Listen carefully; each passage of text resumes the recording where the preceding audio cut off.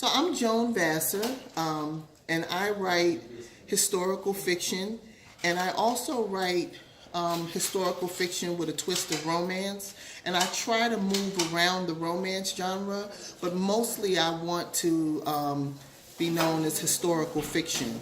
And so what I've done is I've written a novel called Black, and Black takes place in 1859. And what I wanted to do was get away from the Gone with the Wind narrative. I wanted to explore us individually and not as a collective of just people who are in the fields picking cotton. So Black is the fictional son of Nat Turner. I think I picked Nat Turner for my character to be his fictional son because I think that pushed me toward a different narrative. So I'm just kind of thinking about these different things as I'm writing, and I attempted to write what would be considered a standalone historical fiction, but Black's character ended up being bigger than I expected him to be.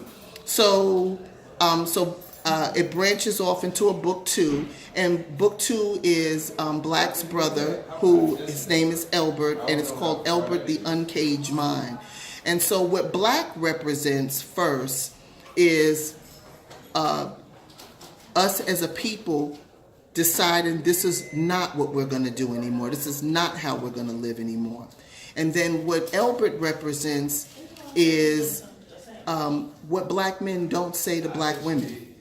Okay, he is a character who is metaphorically dealing with all of these different things that Black men deal with, but never say to us. So that part made it good, and then the romance part of it made it better, because what I want to celebrate, first of all, Black women are the object of my affection when I'm attempting to entertain. Oh, I believe in that. And so, one, I want to celebrate Black men. I want to celebrate Black love. I want to celebrate Black orgasm. I want to celebrate Black excellence. And I'm attempting to show you that these things existed in the 1800s and before. And it's not the Gone with the Wind narrative like they would have us believe. And so then I move on to book three, which is called Emancipating James.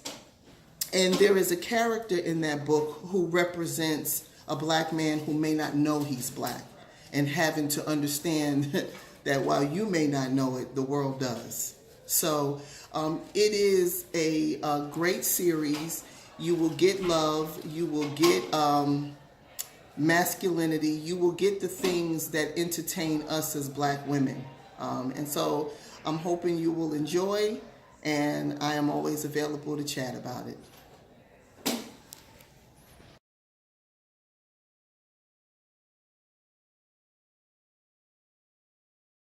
I have a process. One is I write the book. Then two, I hire a professional editor, because I think if I am going to ask people to spend money, then I need to do the things that an author would do if they weren't an indie author. Okay, so first I write, then I hire a professional editor. I have a team of 10 test readers. And 5 of them follow me through the manuscript as I'm working, and then 5 of them after the manuscript is about to become a galley.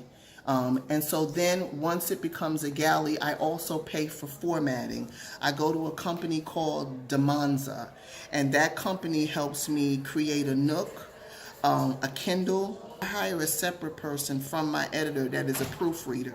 And then I hire a college student who does my covers. And I just move forward in that process. But I do all of the things that I think a publishing house would do to make my indie work competitive. So I write historical fiction about Black men who've decided not to pick any more damn cotton. So most bookstores don't touch me. And that is also the reason why I work with Madu, because she is a platform for Black artists who otherwise would not have an audience because the work is shut out. So distribution has been hard for me, and I'm still trying to work that side. But I have gone places who have sold my first book with a lot of mistakes in it. And when I've offered this book with no mistakes, because I have been disheartened in realizing that black men get shut out even if they're not real black men, even if they're fictional black men. So so distribution has not been wide for me.